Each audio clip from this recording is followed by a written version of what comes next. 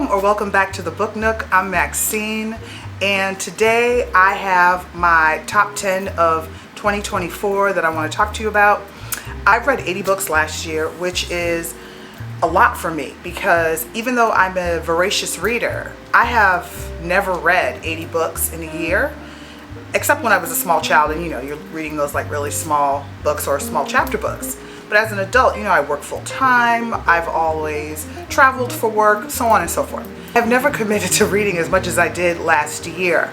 And I credit the book community with my newfound voraciousness. I really didn't watch much television before, but now I really don't watch any television. And so majority of my free time is spent reading. So that's how I got the 80 books in. I love seeing how many books people are reading for the year, people setting goals for the year. If your goal is 5 books, if your goal is 500 books, it doesn't matter. What matters is that you're reading and that you enjoy what you're reading, and you have a space to share your thoughts about all of the books that you like and dislike. So with that said, I want to share with you my top 10 of the 80 books that I read. This was hard. And so I did put these in rank order, but my rank order could be a little sus because a couple of them I was like, oh, I don't know. I really feel like maybe this one should be higher or lower, but ultimately I'm happy with what I settled on. So let's get started.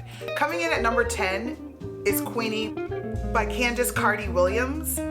And I know that Queenie was this book that was ultimately made into a Hulu TV show. I tried to watch the first episode, couldn't really get into it, but I absolutely loved the book. As you see, it made it to my top 10. And it did because I resonated with that book so much. I too am from Jamaican parents, and so grew up in the Jamaican culture. And so right away, it just captivated my attention. And I really liked Queenie and her friends and their relationship. Queenie definitely had some issues. She definitely got on my nerves sometimes, but I also understood that when you're in your 20s, you make a lot of decisions sometimes that just don't make a whole lot of sense or make sense to you in the moment. I mean, we still do that, in our advanced years. We're still making decisions, hopefully better, but we're human. And so I think that's why Queenie was such a loved book for me last year, because she was human, and I just loved that about her. And I loved that she was also dogged.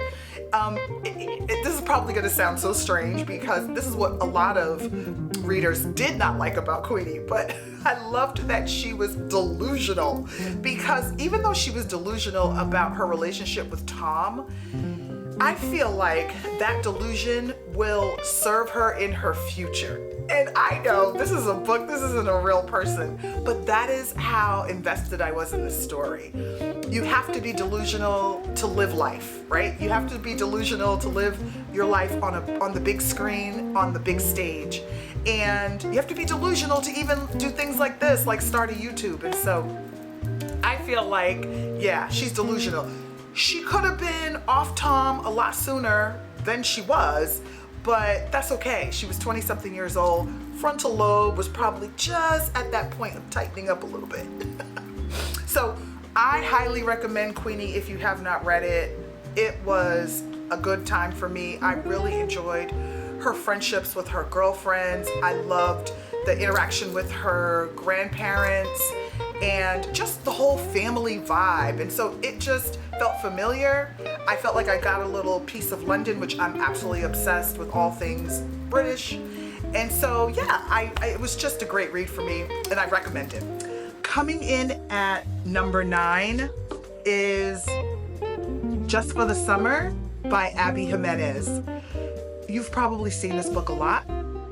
I feel like the majority of booktubers have talked about this, at least the ones that I follow have talked about this. This was one of the main books of last year in the romance category, and rightfully so. It is such a good book. Abby Jimenez does a really nice job of writing really thoughtful characters who feel real and complex, who don't feel caricaturish, but feel like someone you could actually know, you could be friends with, or could be you.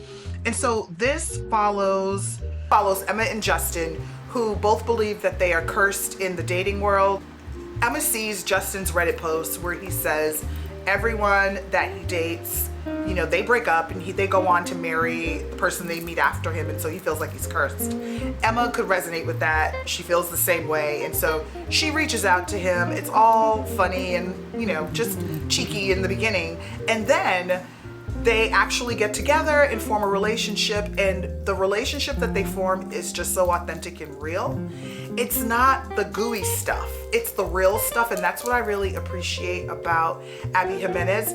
She created two characters that were falling in love, but with the backdrop of a whole lot of family issues on both sides that they were dealing with, and these were heavy family issues that they were dealing with. So we got to see the complications of trying to figure out, can I be in this relationship? Do I want to be in this relationship? Do I trust it? And also, how do I deal with what's happening in my life? I also should probably mention that when they decided to date, it was because they thought, we'll cancel each other out. Because if you're also cursed, then we'll just cancel each other's curses out, and whoever we meet next will be that final person. But lo and behold, they get together and they really enjoy each other, and I enjoyed this book. And so this came in at number 9 for me for best of 2024. Okay, coming in at number 8 is actually 2 books that I could not part because I had identical love for them, and they're by the same author, and that would be Binding 13 and Keeping 13 by Chloe Walsh. These are YA books, and I've heard people say that they shouldn't be YA because they deal with really heavy topics, and I don't agree with that.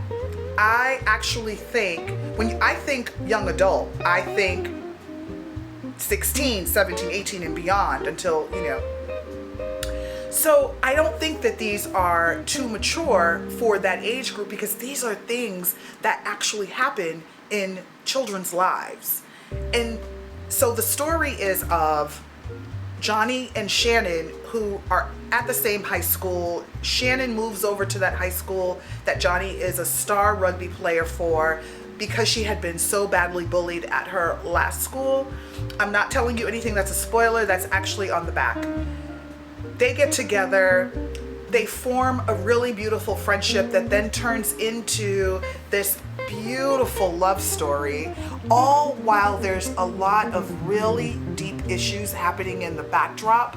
There's a lot to contend with in this book, and so I don't think that it's too immature. And it's fine if you completely disagree and you think I don't like YA. I think that this particular YA is really strong. I have actually the rest of the series right behind me that I plan to finish. I had to take a break. I absolutely loved this, as you can see. It's part of my top 10, but it's heavy. And I cried and I cried and I cried. So I thought, let me back out for a little bit. I was reading this right at the tail end of spring, entering into summer, and I thought, I don't want to be bawling my eyes out all summer. And because these books take place during the school year, I thought, well, I'll just wait until the fall. Well, I didn't pick it back up in the fall, but that's okay. I'm going to jump back in sometime this winter and spring. So I highly recommend Binding 13 and Keeping 13 if you've got a whole box of Kleenex available, because it's heavy, but it's so good. So give it a whirl if you care to. I think these might still be available on Kindle Unlimited. I started reading it on Kindle Unlimited, and then I can't believe I'm saying this out loud because I thought you all were crazy when you would go and buy books that you already can read for free. But I did it because that's how much I was in love with this series. Coming in at number 7 is Beartown by Frederick Bachman. This book is another tearjerker. Do I have all tearjerkers on this list? So for me, these were all my 5-star reads, and I only had 14 of them out of the 80 books that I read. Here I am thinking I'm such an easy critic of books, but I only chose 14 as top 5 according to my Storygraph end of year data. So with Beartown, so I feel like these books were selected because they made me feel something. And that's what, for me, gives it 5 stars. You've got strong characters. You've got, depending upon, you know, the genre, there might be some world building if it's fantasy. I don't think I have any fantasy on this, my top 10. But there's no fantasy in my top 10. And then you know, there's just, it makes me think. It makes me think, it makes me feel. The characters feel real, and there's a resonance. There's gotta be depth, and it's gotta be engaging. So this brings me to my top 7 book, which was Beartown. Beartown made me bawl my eyes out, and because it was yet another story of complexity, of depth. So this is a hockey town. Beartown is a straight up hockey town where really nothing else matters but hockey. In this town, these boys are celebrated. They're considered celebrities essentially, and that is it. So something awful happens, and it's not dealt with in a way that's sensitive. It's actually dealt with in favor of the hockey player, because the hockey player is a star. And so if you're a star, you can't possibly do anything awful or heinous or criminal, right?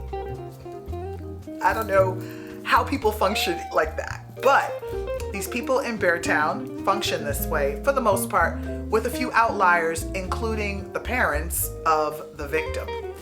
So this story was so compelling. It was heart-wrenching, because not only are you dealing with this awful act, you're also dealing with the various characters who appear in the story who are not necessarily wanted on the team, or who are hiding their true identity because it's not one that would probably be accepted within the hockey community or in this town. So when I tell you that if you're a hockey lover, which I'm not, but if you're a hockey lover, you may like this because it's about hockey players, although there's not a whole lot of hockey talk per se. But I stayed for the depth of story, for the richness of characters, and for how real. This is yet another adaptation that I believe is on HBO. I haven't watched it, and I won't, because I don't even want to see someone else's version of these characters. I have it in my head who these people are, and I love what I see. So I'm trying so hard to tell you so little because I don't want to spoil this book for you. But suffice to say that I do think that this is one that you should pick up. Frederick Bachman, I believe, is going to become an auto-buy author for me. I have only one other of his books, but I think I'm going to start actually collecting his books, because if he writes so well and so compellingly in this book, I can only imagine. Now, this book is a series. It continues on, and I am going to continue. But again, I had to stop, because when you have me bawling my eyes out, I need a moment. I need a couple of palate cleansers. So I'm going to be returning to the series for sure. 5-star read, hands down. You should read Beartown by Frederick Bachman. Coming in at number 6 is 4 Weekends and a Funeral by Ellie Palmer. This book surprised me. I honestly don't even remember how I landed on this book. It must have been that I saw someone's video and they raved about it, and it was actually available in the library, and so I picked it up. And I don't regret that at all. You see, it comes in at number 6 in my top 10 of the year. It was outstanding. So we're following Allison and Adam, who meet at a funeral. Hence the title, 4 Weekends and a Funeral. The funeral is for Allie's ex-boyfriend, Sam, and Adam is Sam's best friend. They didn't know each other, Allie and Adam. So their connection is Sam, who is now dearly departed. They meet at the funeral, and it's pretty awkward because she's standing there with the family shaking hands of all of the guests. And she does this because Sam's sister asks asks her to, because it turns out Sam didn't tell his family that they had broken up. And so it's awkward for her. Now, Adam knows that they broke up, but he's wondering, well, what are you doing here? So it's a little strained, it's a little weird. So the two of them decide that they're going to work together to clean out Sam's apartment because his parents are bereft and they can't do it. So they offer to clean out Sam's apartment, hence the 4 weekends. And they hang out at Sam's apartment, and it's awkward at first, and then slowly but surely you start to see that the ice is melting, and it takes that, and they're starting to get to know each other a little bit. But it's still awkward because while you can tell that they are starting to have interest in each other that feels more romantic than, oh, we have this common friend, they're not comfortable with it because of how they know the common friend, and the common friend is deceased. So that part made total sense to me. It would feel awkward for me as well. Also, it's the backdrop of some medical issues that are happening in the story. And this is what took it to a 5-star for me, because I really thought, wow, the person who recommended this book raved about how well this book was written, true. How good the story is, also true. Did not mention anything about there being a medical issue, that one of the characters is grappling with. So when I read it, I was surprised. I'm not going to say who it is so that I leave an element of surprise for you in the event that you decide to read this book. But it was the way that the medical issue was introduced and then dealt with in the book that was unbelievable. It was just so well done. It didn't feel like an add-on, but just a natural progression, because in life, it's never just one thing or the other, but an amalgamation of things that are happening that make up our lives. And so while reading this book, that's what it felt like. It felt like real life. It felt like real characters. And the depth in which the depth of character was real amongst the main characters as well as the side characters. And I just thoroughly and unexpectedly enjoyed this story to the point where it earned 5 stars and made it to number 6 on my top 10 of 2024. Coming in at number 5 is our first thriller, and that is The Return of Ellie Black by Emiko Jean. This book blew me away. 5 stars. Ellie, the main character, is abducted. And we don't know where she went, who took her. There's a detective assigned to this case who is desperate to resolve it because she's dealing with her own demons, because her own sister has passed away at the hands of some other, and she couldn't do anything. She was a child, and so now as a detective, she can right the wrongs that are done to young women. So she is dogged about this. She's obsessed. But ultimately, one day, Ellie just reappears. And the detective wants to know, along with everybody else, where have you been? What happened? And Ellie is tight-lipped. She has very little to say. The only person she wants to talk to is the boyfriend that she last saw 2 years ago. She wants to talk to him. And when they get together, she doesn't really offer a lot of information, but she at least wants to be in the same space with him, although he's not allowed to touch her. He's not allowed to sit too close. She's the one who has to present any opportunity for further interaction. The detective is beside herself at this point. She wants to know, where have you been? What has happened? At this point, Ellie's parents are so overcome with their joy that their daughter has been returned, but also their grief and their guilt, because they felt like they should have been able to protect her as any parent would in this situation, and that they weren't, especially her dad, that they weren't able to protect her, and that she was abducted. But thank God she was returned to us, but she's been returned to us as a shell of the person we once knew.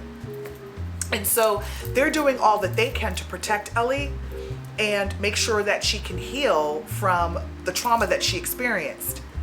So Ellie goes on to therapy. All the while, the detective is trying to unravel what has happened. I don't want to say too much because, again, it's a thriller. There were plot twists that were very surprising to me, and the ending was shocking. Just so shocking. So here's what I'm going to say. It made it into my top 10 for a reason. I couldn't put that book down. I was turning those pages. I wanted to know, Ellie, where have you been? What happened to you? Who took you? Because I want in on beating that person up and then making sure that justice is served.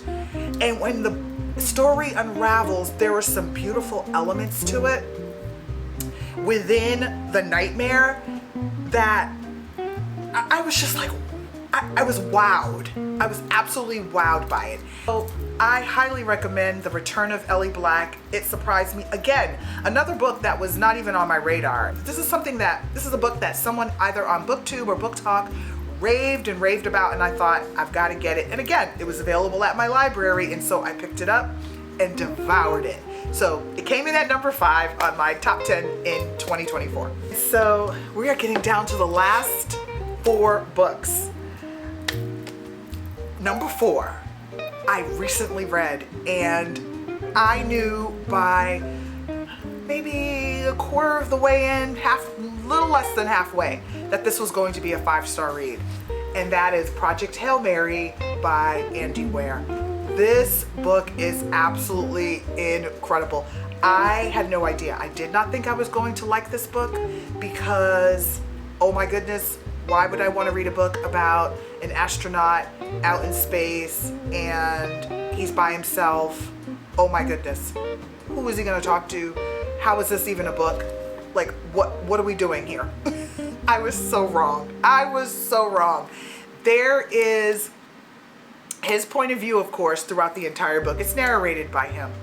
However, it does flashbacks, and so while he's in this spaceship trying to figure some things out, you get the flashbacks to how he ended up in the spaceship in the first place. He's a science teacher. He's a middle school science teacher who ends up in outer space.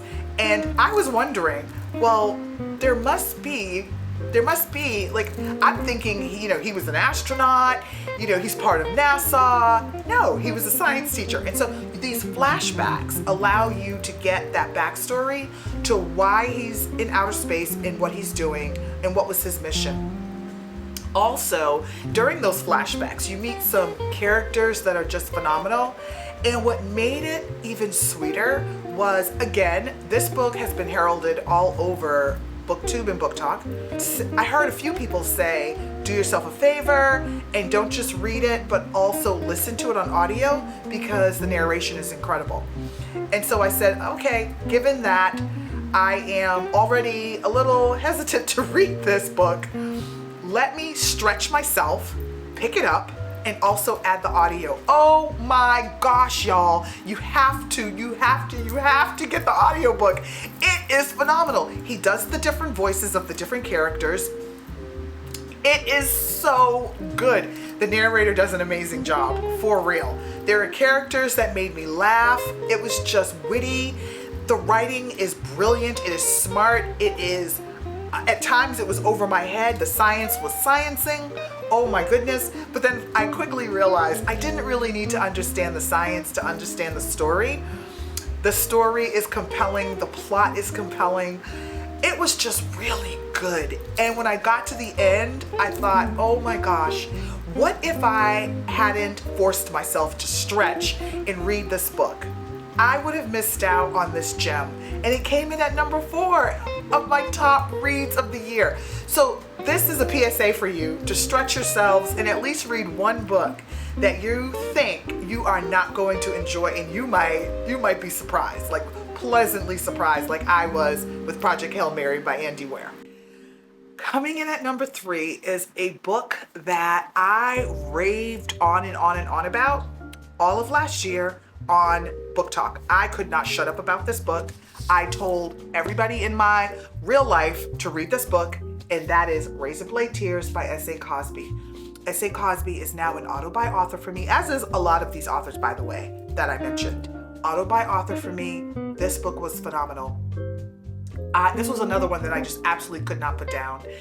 This is a story of two dads, one white, one black, who are living in a small southern town. Their sons are murdered, and it turns out it's a hate crime. The sons were married to one another. So of course, the dads now want revenge. They want to know who took out my sons, because you're about to be taken out. We follow Ike and Buddy Lee as they journey together to figure out why their sons were ultimately killed. This story blew me away because of, for several reasons. One, the writing is delicious. I was so immersed in this town, I felt like I was eating cornbread and collard greens. The relationship between Buddy Lee and Ike that grew over time into a true friendship was just so beautiful to watch. Buddy Lee is hilarious. I kept saying, Buddy Lee for president. I mean, his character was raw and like, I'm here to do bit. I mean, both of them were like this, but Buddy Lee was just written in such a razor blade way. He was just like, guns a blazing, I don't care. You could take me out too, but I'm taking you out first, right? So, whereas Ike had more to lose, he has a wife and now he has a granddaughter that he and his wife need to raise. And so while they were both tough as nails, Buddy Lee was just crazy with it. And that's what made reading his character so much fun. Just this book kept me on the edge of my seat. I wanted to know what was happening. I wanted to know why their sons had been taken out. Was it really just a hate crime or was it more? And it turns out there was more. If you haven't read Razor Blade Tears, suffice to say that you need to go on this ride with Ike and Buddy Lee. You will not be sorry. Came in as my number 3 read of 2024. Okay, we're down to the final 2. Coming in at number 2, another science fiction book, which I learned this year, I really enjoy science fiction. And so coming in at number 2 is Dark Matter by Blake Crouch. This book had me on the edge of my seat. Follows our main character, Jason. So he's trying to get back to the life that he's trying to get back to the wife and son that he loves. And he's competing with all of these other Jasons across all of these planes to figure out which door is my real life and how do I get back home. And all of these other Jasons are competing with him to do the same thing. It was mind-blowing. I was bent. I was just bent over this book. It had me, I was experiencing such an existential crisis at this point, because I was just wondering, am I really, like, do I really exist? Like, what plane am I existing in? And are there other versions of me competing to get here? And it had me wigged out, but in the best possible way. I love when books make me think, and even if it makes me think a little bit crazy, I'm okay with that. But seriously, I thoroughly enjoyed this book. You see how high up it is on my list. It was an incredible book, and I can't wait to read more by Blake Crouch. I believe, based on what I've heard, that he is a consistently amazing writer and author, and so I'm really looking forward to checking out more of his catalog. But y'all, pick up Dark Matter. Even if you think that you're not into science fiction, you might want to stretch a little bit and let this be your stretch book for the year, because it really is great.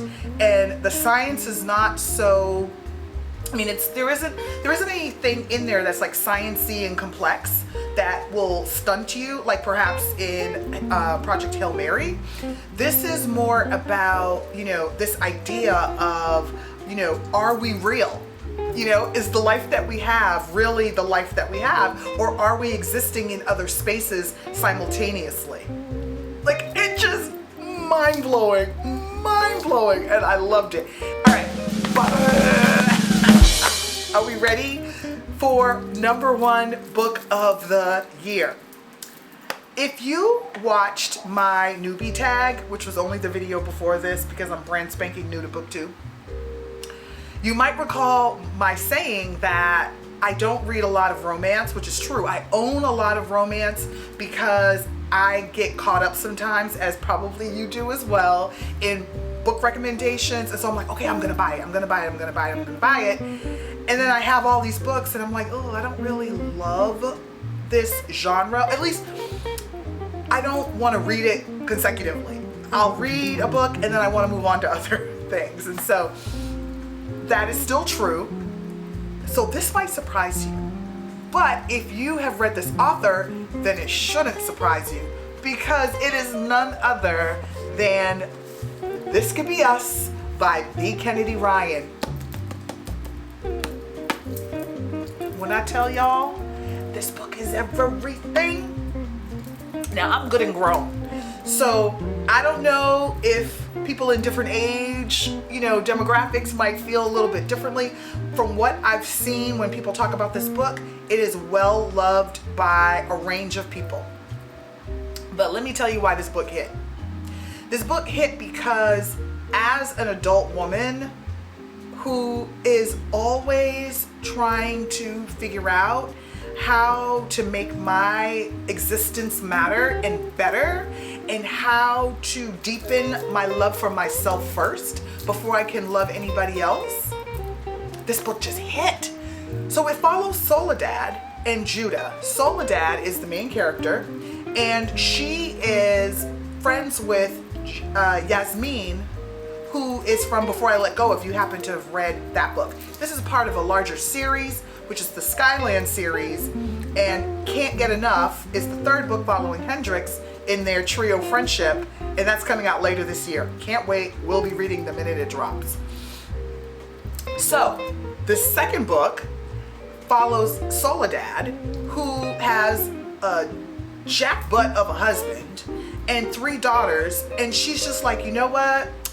I need to take care of my kids, and I need to stand on my own 2 feet, because you, sir, you are trash. So he does some stuff. You're going to find out about it in the book if you haven't read it. And Soledad decides, I've given everything to you. I've given you a family. I've taken care of you. I've supported you in your career. And now I'm at this point where I need to take care of me. But I can't just take care of me. I've got to take care of these 3 little girls. So I'm going to go on a journey of self-love and self-discovery. And she decides that while she's dating herself and she's going to do all of these things for her own self-improvement, she meets Judah in a really interesting way. You'll find out when you read the book. And Judah is a father of 2 neurodivergent boys. Those characters could not have been written more beautifully and more authentically. I used to be a teacher. I used to be a special education teacher. So I'm very familiar. And my God, it was written with such respect and love, and the acknowledgement of how beautifully bright these young people are. And what I loved finding out after the fact is that Kennedy Ryan's son is neurodivergent. So that's why, it was written with heart, from the heart. So anyway, loved those characters. But back to Soledad and Judah. So, they're feeling each other, right? Soledad's like, okay, he's cute. I like how he's dadding, right? He's dadding, it's cute. Our kids go to the same school. Judah's like, oh, Bae is fine. Oh, she fine. I want to get to know her. I'm doing my single thing. I'm still friends with my ex-wife. We co-parent. I'm friends with her new husband. Like, we're good over here. But I could use a partner in my life now. I'm ready. I'm doing my parenting with the boys, but I also want this woman in my life. And Soledad's like, that's cute. You're cute, but not right now. I am doing me. And y'all, I just loved that for her. I loved that for her so much, because she had already spent so much time being what a man needed her to be, only for him to turn around and do what he did. So she's like, I'm not saying never. I'm just saying not right now. And it was just beautiful. It was nice to see, like, the man fall first. So Judah was just like, I hear you, but I'm not giving up. Like, I just loved all of that, right? Black love just makes me so giddy, so happy. And so I was just in absolute awe of this book. Kennedy Ryan's writing is so deep. her characters are so well crafted and real and authentic in a way where you feel like these are your girls. You all are going to meet for Sunday brunch and drink entirely too many mimosas and talk about life, and you're going to kiki and laugh and do all the things that girlfriends do. And it was just that kind of book for me. I feel like I am part of the friend group. I am the quad in that group with Yasmin, Soledad, and Hendrix, because these are those girls. So I highly, highly recommend, if you have not picked up this series, you have to read it. Can you read it out of order? Yes, you can. I mean, you're gonna meet Yasmin and her daughter in this book briefly, but I feel like it's going to matter so much more because you meet Soledad in Yasmin's story as the first book. So do yourself a favor and just start with Before I Let Go, and then read this and get ready for Can't Get Enough when it drops, I believe in May of 2025. So that's it, y'all. Those are my top 10 books of 2024. Like I said, I read 80 books, and that was a huge deal for me when I got to it. I thought, oh my goodness, I had a goal of 75 because I thought, okay, I usually read, somewhere around 40, 50 books a year. So let's stretch and move to 75. So the fact that I read 80 was really nice. Am I aiming for 80 or higher this year? No. I'm not. There's no reason for me to do that. I just want to continue to read high quality books, and I don't want to put too much pressure on myself. I did give myself a number only because I'm going to do better with putting my reviews up on Goodreads, and I use Storygraph. I absolutely love Storygraph. If you're not using it, you should. It's phenomenal. It gives you so much information about the books you're reading. You can compile the books you want to read in there as well. It's just so much more user-friendly, I feel, than Goodreads, but Goodreads is still where everybody's head goes. It's where everybody goes to first for now. And so, but it feels a little antiquated to me, if I'm being perfectly honest. But I will continue to use Goodreads. So because of those spaces, the first question they ask you is, what is your goal? And I decided that my goal for the year will be 55 books. So that's my goal. And if I make 55, wonderful. If I don't, that's also wonderful. And if I exceed it, that's wonderful. It's a journey. I'm not in a race with anybody. I'm just having a great time reading all of these books. And so I am looking forward to finding out from you if you've read any of these top 10 of mine. What were your thoughts on them? And what were some of the books on your top 10? If you thought about what books really made you think in 2024, drop them down in the comments. I would love to start talking to you all about all of these books and more. And if you have any suggestions for books that you think can make my top 10 for 2025 when it comes time to make that video that you think I need to read now, let me know. Tell me which books that you think you absolutely need to read this book. That's it. I thank you all so much for tuning in. This is a dream come true to sit in front of this camera again and talk to y'all about books. I'm so giddy. Oh, I'm so giddy that I am talking about books like nonstop. I'll be back, and I hope you will too. I'll see you next time. Bye.